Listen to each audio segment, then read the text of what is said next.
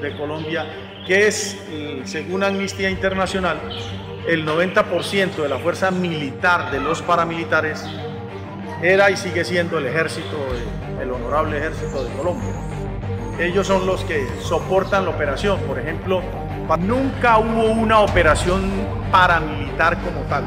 Siempre hubo una operación militar-paramilitar, excepto muchos de los supuestos paramilitares que cayeron en combate tenían cédula militar, muchos. Y es el poder contar. Es poder contar afuera qué es lo que está pasando. Porque se hace necesario. Si en Inglaterra no se cuenta todo lo que nos debe la BP, y no digo en términos de plata, todo lo que nos debe históricamente, pues nadie se va a sensibilizar de la situación y se van a sentir muy orgullosos de tener una empresa que es triunfante fuera del país haciendo plata y fortaleciendo la economía británica. Comenzando por la compañía Perenco, contrata a los mercenarios, igual que BP, tal y como Michael Guilar lo ha expuesto. Esos mercenarios llegan, conforman el grupo paramilitar y ese núcleo de grupos paramilitares inicia la operación de seguridad para las compañías petroleras en las zonas donde están los pozos, en las zonas donde están los oleoductos y en las operaciones administrativas de la compañía en la región del Casanare. Esas operaciones tienen que ver primero con recopilación de inteligencia proporcionada por los organismos de seguridad del Estado colombiano y posteriormente la ejecución de las personas que ellos juzgan tienen que ser eliminadas para que la operación siga sin protestas, sin marchas, sin huelgas, sin nada de ese tipo de cosas. ¿Hacia quién va dirigida la operación? Hacia las organizaciones sociales, básicamente. Básicamente es que la empresa fue denunciada en el año 2010 o en el 2011 por la revista Semana como patrocinadores de grupos paramilitares. Fue una investigación que jamás nos informaron qué había pasado con eso. Sin embargo, sí somos testigos de la muerte de un presidente de la Junta de Acción Comunal de aquí, como es el señor Wilson Sánchez, y uno de los contratistas, cuyo nombre en ese momento no recuerdo. Parece ser que fue la persona que lo sacó de su vivienda y al otro día amaneció muerto en la carretera. Pero sabemos que era un contratista directamente de Perenco, el que le causó la muerte a él.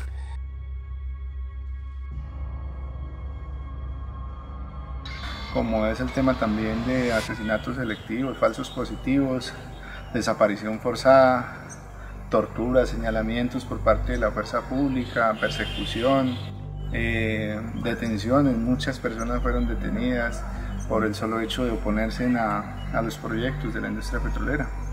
Bueno, a la empresa se ha logrado documentar, y esto desde hace unas 2 décadas, cómo generaba pagos al ejército, cómo contrataba con empresas de seguridad como la Defense System, una empresa de mercenarios ingleses y israelíes y de otras partes del mundo, y cómo estas estrategias de seguridad, tanto con el Ejército Nacional como con estas empresas de seguridad privada, pues terminaron involucradas, ¿cierto?, en asesinatos como el de Carlos Arrigui, como el de otros dirigentes del Morro, del corregimiento del Morro, aquí en Casanare.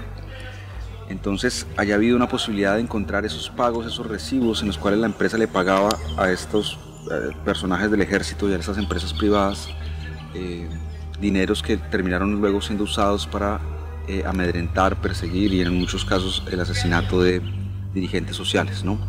Los paramilitares autodefensas campesinas del Casanare, al mando de Martín Llanos, ingresan al municipio de Receptor y desaparecen a mi familia, 7 familiares.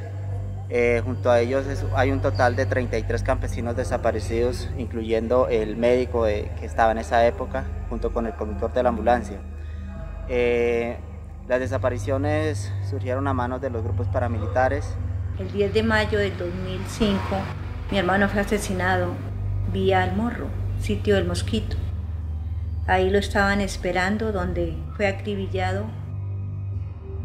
por muchos pistoleros que le dispararon sin lástima, donde él quedó en su moto como con ganas de salir a correr, pero fue imposible, le truncaron su vida.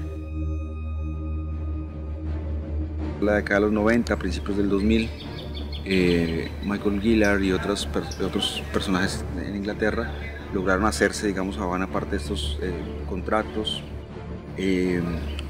Las investigaciones que adelantó la Fiscalía, por ejemplo en el caso de la muerte de Carlos Arregui, le permitió encontrar dentro de la Brigada 16 recibos de pago de bonificaciones a oficiales del Ejército que estuvieron involucrados en casos de violaciones a los derechos humanos de dirigentes sociales. Entonces, allí se puede establecer una relación. Luego tenemos testimonios, cierto, de paramilitares como Arias Salomón, que expresó claramente en algunas entrevistas que ellos hacían su trabajo como paramilitares obedeciendo a órdenes de la empresa. Y entonces hay un conjunto como de evidencias que van mostrando que la BP estuvo involucrada en esos procesos. Tuvimos 3 desplazamientos masivos. En el 2003 nos desaparecieron un gran número de personas ahí del municipio, entre ellos mi esposo, que está desaparecido y hasta el momento no hemos tenido noticia de él. Fui amenazado, tuve directamente un atentado en el cual me hicieron 5 disparos en mi casa de habitación. Ya fue directamente que trataron de agredirme. Afortunadamente pues salir de eso, pero queda uno con muchas dudas porque los señores se identificaron como el Gaula y el Gaula es un organismo del Ejército. He desempeñado cargo en la Junta de Acción Comunal como fiscal, presidente de la Junta, y me he desempeñado en diferentes acciones buscando siempre el beneficio de la comunidad. El asesinato de nuestro hermano Osvaldo. En el sector del corregimiento del Morro, el Centro Poblado, pues se estableció una base militar para cuidar esas instalaciones. Osvaldo es asesinado, esa base militar y la Brigada 16 tenía 2 hijos. En su momento de su muerte, uno de ellos de 7 años que presenció el homicidio, delante de él le dispararon. Era una persona muy entregada a sus comunidades, fue presidente de Junta de Acción Comunal, donde se desarrollaron los proyectos de la industria petrolera. De 100 casos que tenemos, a manera de ejemplo, hay 90 que aún están en la impunidad. De esos 90, hay que decir que hay 85 en los que ni siquiera se ha llamado a vincular a los presuntos responsables. Quiere ello decir que el grado de ineficiencia de la justicia en Colombia es alarmante. Buena parte de lo que le sucedió a Casanare en estas 2 décadas de los 90 y el 2000 puede entenderse como el producto, digamos, del desarrollo de esta operación de la BP en la región y el desarrollo de una estrategia, digamos, de guerra sucia muy importante. En el caso de Antioquia, las afectaciones ambientales y las violaciones a derechos humanos terminaron en un proceso que fue llevado a los estrados judiciales y que demostró claramente que la BP era culpable. Ese proceso finalmente en Inglaterra fue llevado por una firma de abogados ingleses y la BP no tuvo otro remedio que conciliar con ellos y llegar a un acuerdo para pagarles e indemnizarles por esos daños que se habían producido. ¿Y qué cultivaban? En esto se cultivaba el plátano, la yuca, frijol. Veía que mi papá, él nos crió, o sea, él para llevar el sustento del mercado a la casa, él sembraba bastante frijol. Lo que era frijol guandús, permanente, que llamaba él, un frijol blanco que lamentablemente ya se ha ido acabando esta semilla. O café, o sea, café también, ellos cultivaban el café y con eso llevaban el sustento para crearnos nosotros. A la asociación, la ANU, tuvo persecución por parte de las compañías y no sabemos qué más entidades tuvieron parte en eso de persecución. Entonces, al formar la asociación de Agda Inson, pues también ya dijeron que también, como era formada por la ANU, entonces que eso, Agda Inson era lo mismo, un tropiezo para ellos. Entonces se nombraron unos líderes y ya empezaron la muerte de algunos líderes, la persecución y muerte de líderes. Pues a se creía que por lo que reclamaban el derecho de las comunidades, que fuera un mejoramiento para el Morro y sus veredas, entonces de acuerdo a eso tenían la persecución y de un rato a otro los desaparecían o los mataban. y se quedaba así, no se sabía de qué parte era. No, la asociación Agdainson ya, debido a la persecución, pues se desapareció, bueno, se retiraron los que no murieron, se retiraron, se integró toda esa asociación. Los invito, pero no nos acompañan, hay unos poquitos que nos han acompañado, pero entonces como ha habido un decir de que si como nosotros hemos sido parte de Agdainson, de la ANUC, y así entonces, y hablamos de partes organizativas sociales, entonces ellos dicen que eso ya es parte de su versión y de acuerdo a eso, entonces pues como que la gente le tiene miedo a eso. Bueno, para finales de la década de los 90 e inicios de los años 2000, prácticamente se había desarticulado el movimiento social en Casanare, había sido desplazado buena parte de su liderazgo y una de las maneras que se planteó como estrategia en su momento fue que se iniciara una investigación muy a fondo sobre los impactos que había tenido la entrada de la industria petrolera al Casanare y una de esas maneras que se ingenió el COSPAC mismo y la gente que había sido de la ANUC en su momento, a mirar las maneras en que se podía reconstruir el tejido social y organización en la región. Sobre la violencia aquí en Casanare, desafortunadamente iniciaron en los años 90, en la llegada de las empresas petroleras, donde las compañías trajeron cantidades de batallones para el cuidado de los pozos y desafortunadamente lo único que han hecho es matar a nuestros seres queridos y pasarlos como víctimas en falsos positivos. La mayoría de desapariciones de aquí a Agua Azul Casanare han ocurrido todo gracias a las empresas petroleras porque desafortunadamente tanto paramilitares como ejército, todas las matanzas y las masacres que hubieron son de los grupos que estuvieron al cuidado de estas empresas, la seguridad de ellos.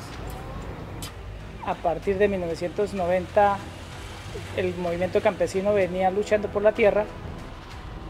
A 1991 empezó la lucha por el petróleo, por la defensa de los recursos naturales, y estas dos luchas, la campesina y la petrolera, hicieron o llevaron a la implantación de un modelo, teniendo en cuenta de que se generó una alianza macabra entre terratenientes y petroleros, pues obviamente patrocinados por el Estado, que llevó al acabose de la ANUC hacia el 95 con la muerte de Carlos Messias Arregui, la persecución a otros líderes, el encarcelamiento de otros y posteriormente pues en Casanare ha quedado más de 25.000 desplazados forzados, 2.600 desaparecidos y más de 75 ejecuciones extrajudiciales. Para nosotros en impunidad, para nosotros ha acabado no solo con la ANUC, sino también con la Sococharte, Agdainson, el Comité por Pavimentación del Morro y ha también estigmatizado, pero también perseguido al movimiento comunal del Morro, también de Agua Azul como ASOVEG y el movimiento sindical en Tauramena como fue el sindicato Cevipetrol. La persecución que actualmente lleva Perenco contra los líderes de esta vereda empezó con el veto laboral, después haciéndonos unas llamadas telefónicas, recibiendo unas amenazas pues, para de pronto pues, callarnos en los procesos que llevamos actualmente. Adicionalmente, en Casanare, varios dirigentes sociales llevaron unas demandas importantes que, digamos, reclamaban como la BP reportaba unas cifras de la extracción petrolera al gobierno colombiano, pero a la hora de llevar ese petróleo y reportarlo en Inglaterra reportaba unas cifras mayores. El descubrir, digamos, que ya había un engaño por parte de la BP frente al gobierno colombiano, pues le implicaba a esta empresa ahorrarse costos de regalías y impuestos sobre la extracción petrolera. Y este hecho que fue descubierto por algunas personas los llevó a unas demandas en Inglaterra que fueron finalmente falladas a favor de las comunidades. Entonces, todo este conjunto de hechos, violaciones a los derechos humanos relacionadas con el asesinato de Carlos Arregui, de Carlos Vargas Ovejero, de dirigentes sociales, más los daños ambientales comprobados que el Ministerio del Ambiente, digamos, documentó en varios procesos a lo largo de la década de los 90 y del 2000, y estos casos de pago al ejército, pago a los paramilitares y, por otra parte, el engaño al gobierno colombiano sobre el número de barriles que se producían realmente, pues configuran todo un contexto, digamos, de violaciones y de infracciones que la BP ha cometido en el caso colombiano, ¿no?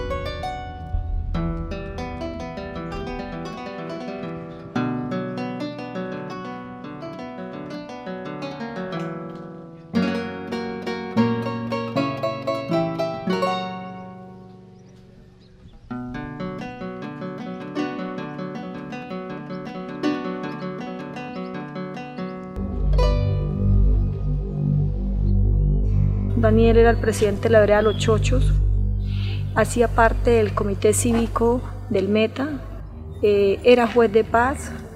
Daniel trabajaba con unas ONGs, con Corpaz, y Daniel era un incansable luchador por los derechos humanos, por los derechos ambientales.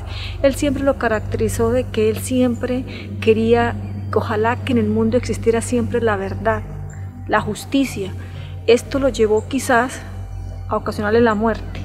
Y a luchar por una comunidad, y lo callan a uno, lo matan.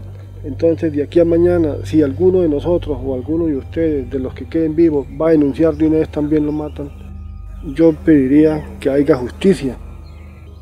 Y él sabía hablar y las comunidades confiaban en él, ¿sí?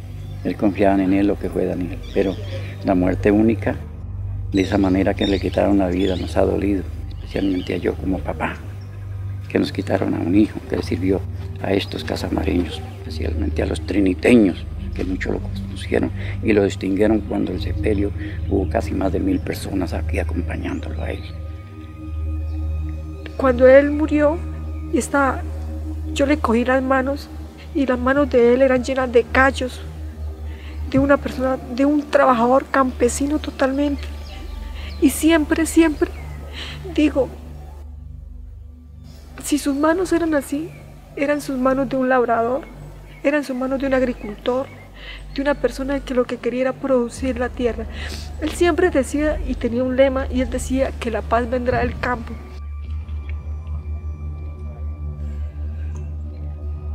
¿Usted qué hacía con su papá cuando él lo llevaba a las reuniones? ¿Usted qué aprendió con él? Bueno, con mi papá ya aprendí bastantes cosas, porque ya que él siempre me llevaba a grandes eventos que él realizaba o a veces que lo invitaban. Con mi papá aprendí el significado de la vida. Uno viene a este mundo a ayudar a las demás personas. Uno no debe ser egoísta con los demás que quieren vivir. Por eso siempre debe ayudar a las demás personas, tratar de servir en lo que más pueda. Los batallones están ubicados en Tauramén, el grupo número 44, Ramón Onato Pérez. Él está al cuidado de todas las empresas petroleras que son de la parte alta de la montaña, lo que es CPF Cusiana, CPF Cupiagua. Desafortunadamente por esas partes fueron una de las partes donde hubo mayor índice de muertes de nuestros campesinos, donde lo dieron por guerrilleros dado de baja en combates, donde el mismo Estado fue quien masacró a nuestros seres queridos. Que es lo que tiene que ver con el llamado a responder por cuenta del general Torres Escalante. Es importante el solo hecho de que haya sido vinculado y fuera de eso su situación jurídica resuelta mediante detención, privación de la libertad, es de por sí un logro. Por lo menos las víctimas ven algo. Ojalá que no se vayan a dar movimientos, que no vayan a darse cambios de fiscales, y esperamos que el siguiente paso sea una resolución de acusación. Respecto al ejército, generalmente cuando ellos se sienten atacados o agredidos, tratan de invadir la finca, y nos hemos visto en la penosa obligación de expulsar de nuestras tierras al ejército, a pesar de que vengan patrocinados por ellos, porque para nosotros es muy incómodo tener una situación tan irregular como es albergar o alojar dentro de nuestro territorio al Ejército Nacional sin tener exactamente idea de por qué están ahí ni qué es lo que está sucediendo. La empresa siempre ha utilizado tanto a la Policía Nacional como al Ejército Nacional para ocupar e invadir los predios de propiedad privada sin que absolutamente nadie pueda decirles nada. Y se sabe, digamos, por muchas fuentes que la BP ha producido muchos impactos ambientales a nivel mundial. Solamente en Estados Unidos, en la década de los 90 y en el 2000, produjo más de 3.000 violaciones ambientales que han sido documentadas por los organismos de control ambiental en Estados Unidos. Y en Colombia se hizo partícipe, digamos, de todos los casos de violaciones a derechos humanos y de infracciones ambientales en el departamento de Casanare, pero también alrededor del desarrollo del oleoducto Ocensa, ¿no? Entonces es una empresa que, defendiendo en una primera instancia los intereses nacionales de Inglaterra y luego los intereses privados de sus accionistas, ha desarrollado todo un modo de extraer el petróleo que se acompaña siempre del despojo, de la violencia y de procesos, digamos, de violaciones a los derechos humanos en buena parte de los países donde ha participado. Hay que recordar el derrame que produjo allí en el Golfo de México hace unos años. Hay que recordar los cientos de infracciones que ha cometido en el caso colombiano en materia ambiental, y hay que recordar su vínculo con el desarrollo de empresas de seguridad y con su participación con el Ejército Colombiano, la Brigada 16 específicamente, en casos de violaciones a los derechos humanos en Casanare, ¿no? Entonces ha sido una empresa que ha establecido un modelo, digamos, de vulneración de los derechos humanos en pro, pues, de una acumulación de este recurso petrolero y en pro de una rentabilidad creciente, digamos, de sus negocios a lo largo del mundo, ¿no?